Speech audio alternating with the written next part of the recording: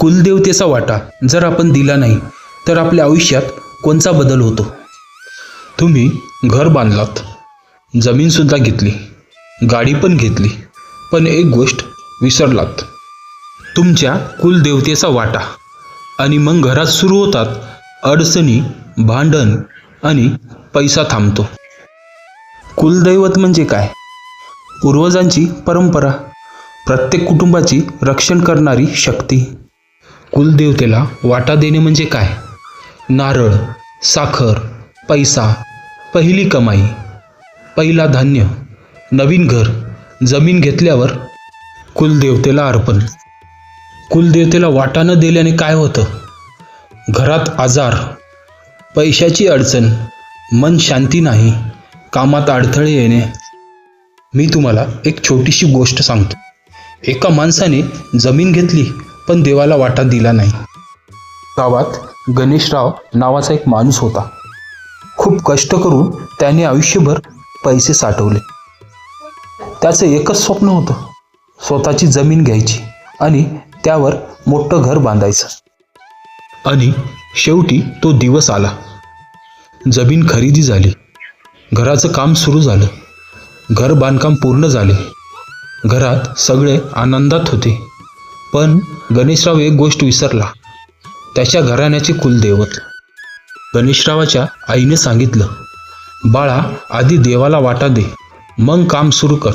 पण तो हसून म्हणाला, आई, आता हे सगळं जुनं झालंय, देवाला कशाला पैशाची गरज आहे. घराचे पूर्ण बांधकाम झालं, वास्तू शांती झाली, सगळं व्यवस्थित दिसत होतं.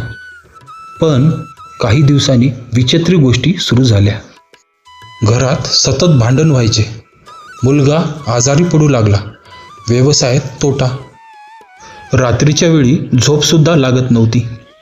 शेवटी गणेशराव खूप त्रासला. एक दिवस गावातल्या एका ज्येष्ठ माणसाने विचारलं, तू कुलदेवताला वाटा दिलास का? हे सर्व ऐकून गणेशराव गप्प झाला. त्याला आईचे बोलणं आठवलं. दुसऱ्या दिवशी तो पत्नी आणि मुलाला घेऊन कुलदेवतेच्या मंदिरात गेला. मंदिरात गेल्यानंतर त्याने नारळ, फूल आणि मनातली खत घेऊन तो देवासमोर उभा राहिला आणि म्हणाला, हे कुलदेवा, चूक झाली, माफ कर. त्या दिवसानंतर हळूहळू सगळं बदलायला लागलं.